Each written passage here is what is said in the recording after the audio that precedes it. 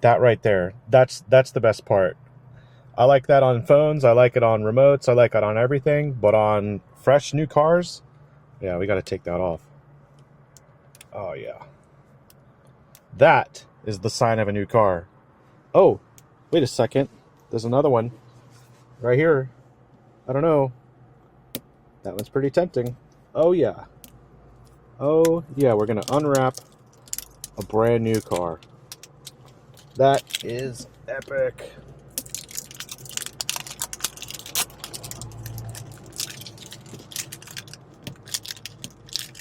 So satisfying in many ways. Gotta love that. It's almost like an ASMR, which is weird stuff. All right, we'll continue that later. You're watching New Car Spin. I'm your host, Brian Grant, and this is the 2019 Volkswagen Golf GTI SE with DSG. DSG here is the dual clutch automatic transmission. I want to show you the outside real quick, so let me go do that.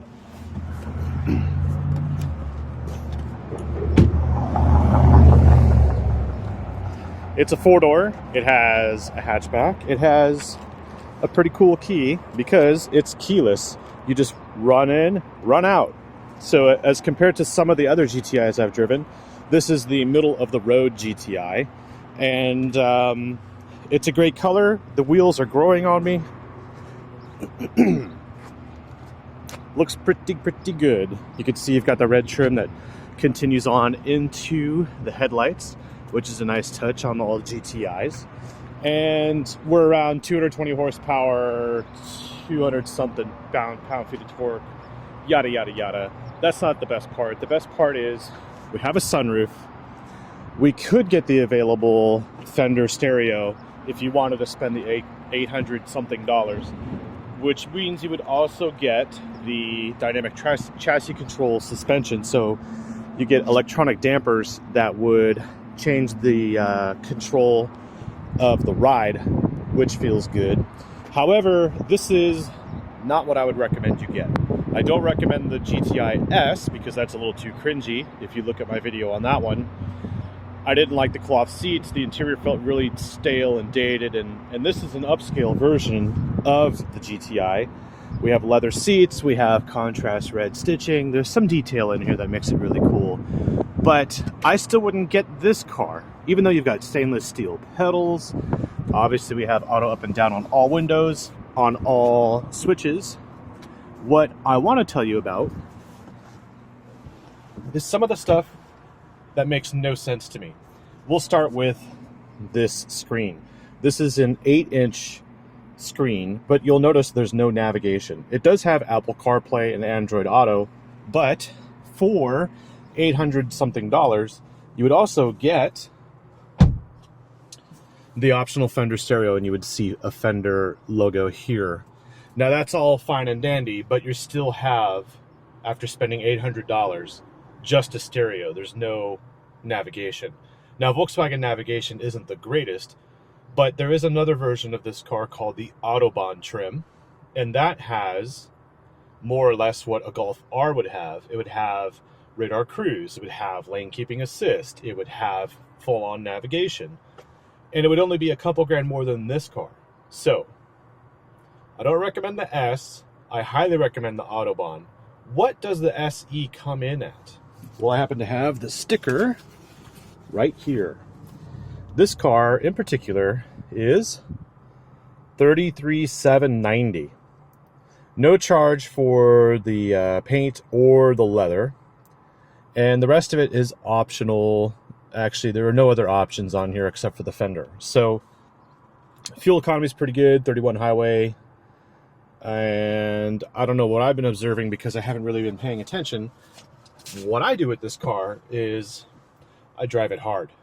So this is brand new, and I have a few minutes to take it around the block for you and sort of just give you a taste of what the GTI SE is like.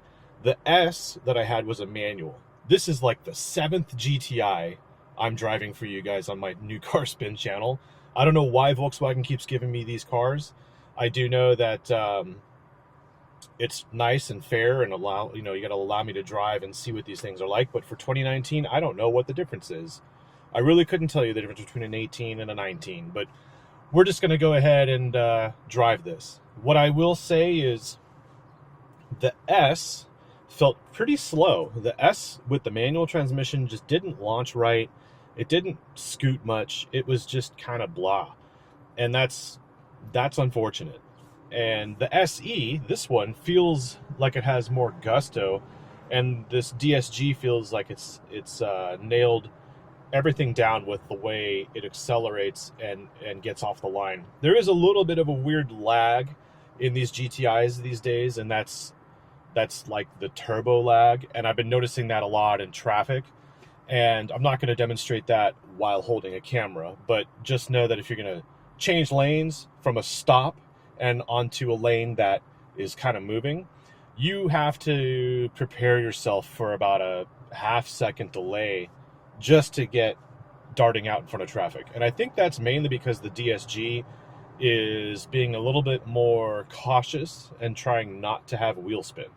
So GTIs in the past that I've driven with the DSG, wheels spin a lot. This time, the wheels do not spin off the line as easily as they used to. So there's some kind of logic or something has changed for 19, and that's all I really can tell you. But let's start this thing up. I'll put my seatbelt on before I start it so you don't have to hear the gong. All right. Foot on the brake, start button. There we go. And of course I have low fuel because the car goes back today, and I don't have to fill it with a fuel tank. Full tank of fuel is sort of like what comes with the cost of doing business with Brian Grant on New Car Spin. All right. We also don't have automatic climate control, whereas the Autobahn does. And we do have heated seats in this one, but there's no self-regulating temperature in here, and nor does it adjust the airflow. So I'm always busy fiddling around with this thing, especially in this Texas weather. It's really nice today, but when it's not nice weather, it's a lot of work. But we have a lot of features. We have, obviously, our little safety features we can pull up on this menu. We have cruise control here. We have the ability to control the volume.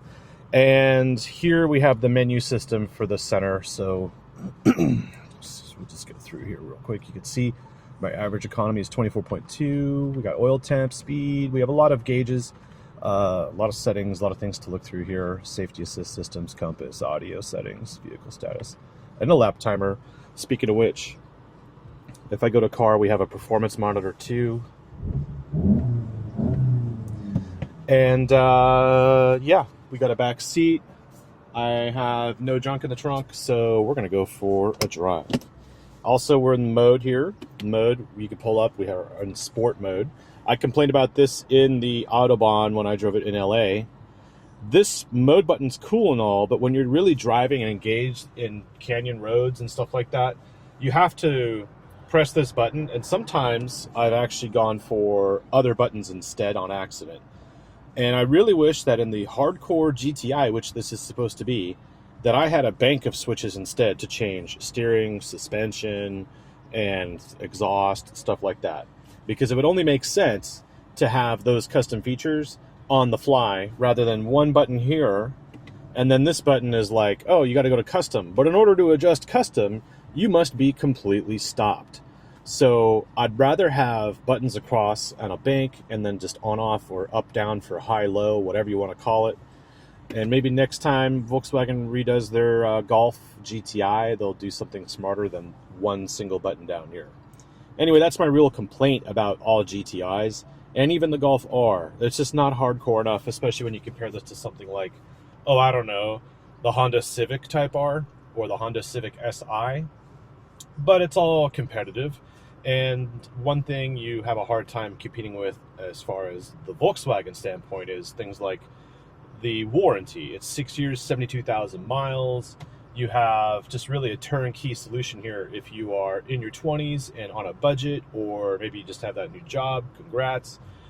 This is your chance to up your game, and this is definitely a way to do that.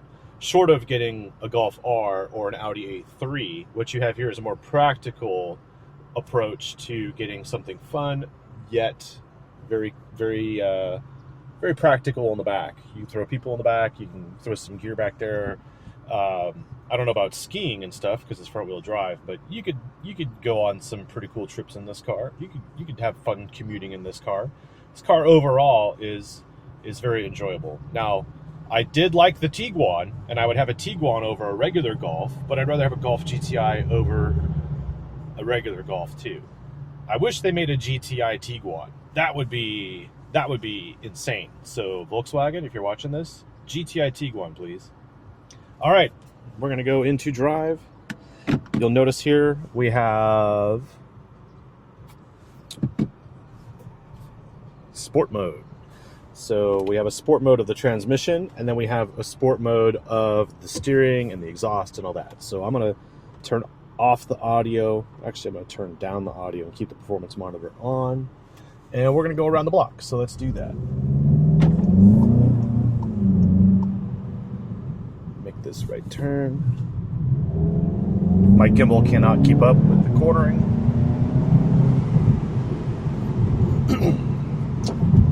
Got some gardeners here. Okay. I'm actually going to close the sunroof and kick in the air a little bit because it's kind of warm. Okay. Once this clears, we will go.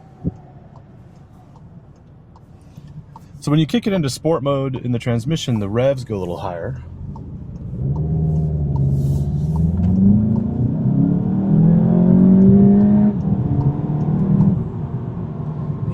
Here, the turbo is a fun car.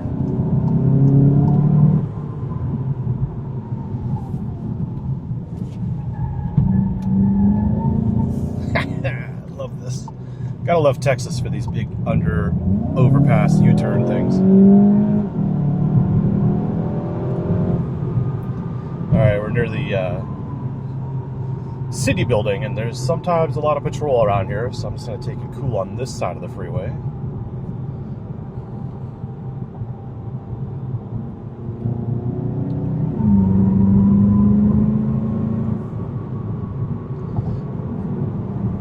Don't want to talk too much so you guys can actually just hear this thing. I know some of you have complained about me talking too much and saying actually all the time, so I think I'll actually stay quiet.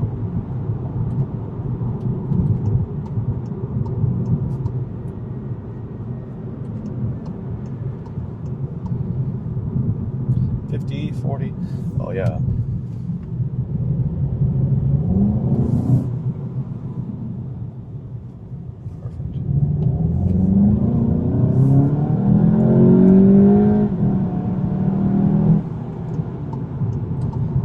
I do want to show you something. We have paddles. These paddles are really cool. Downshift and upshift, and they actually are lit up at night, so you can see down here the minus symbol at night, which is really cool because that's what my Audis did when I had a bunch of Audis. Okay, so we're in sport mode, and with the transmissions in sport, what we're going to do is knock it into manual mode by pushing it over. And now I have paddles, and this will be interesting because I got to downshift with my left and up with my right, but I'm holding the gimbal with my right, so I don't know how to do this, but we're going to figure this out. If we go quickly, downshift, watch what happens when we downshift into this corner. Listen carefully. Oh yeah.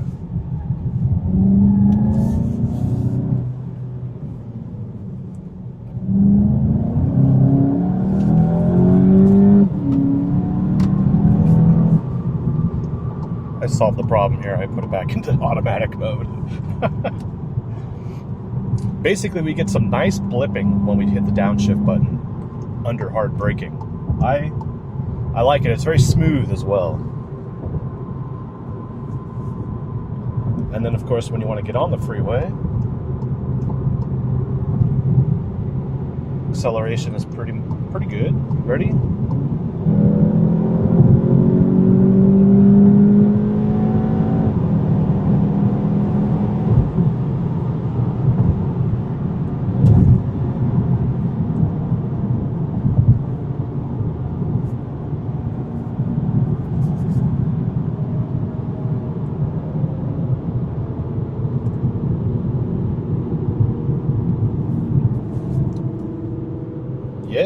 not bad. So of course, if you like the Golf GTI, you're gonna watch this video and go, oh God, you hated the S, you're an idiot, blah, blah, blah, blah. And I really think that the Volkswagens have subtly changed every year without telling us. I think that the S is too much of a bargain basement Golf GTI. This trim, the SE, is okay, but you're not really getting the full bang for the buck. Whereas if you got the Autobahn, you're getting a whole suite of electronic stuff for autonomous style driving. And then you're, by default, in the SE, getting a sunroof and an option to get the Fender stereo, but you're still just kind of like not getting the full experience. Whereas I think if you don't mind that, then that's okay.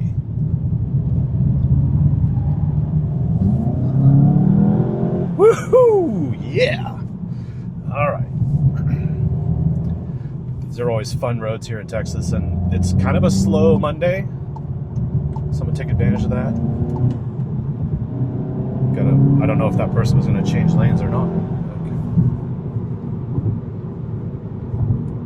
Anyway, I think you have a sense of how fun this car is.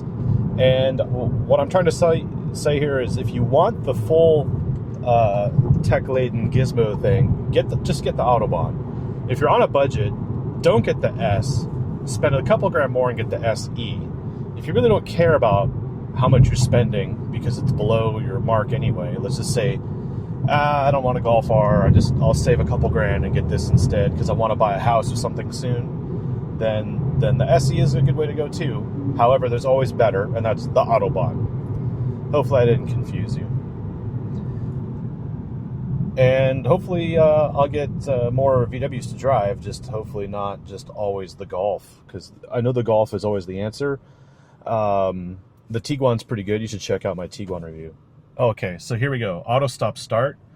And it's a German thing. I'm really annoyed by it these days because the car I have now doesn't have it, and I'm so used to and conditioned to engines shutting off. Germans do this a lot. That can be disabled, but it doesn't retain that memory. But the button is obviously down here in the middle there. And now that we're not driving like crazy lunatics, it's a normal car to drive in stop and go like this. So it's pretty decent, and there we go, it shut off again.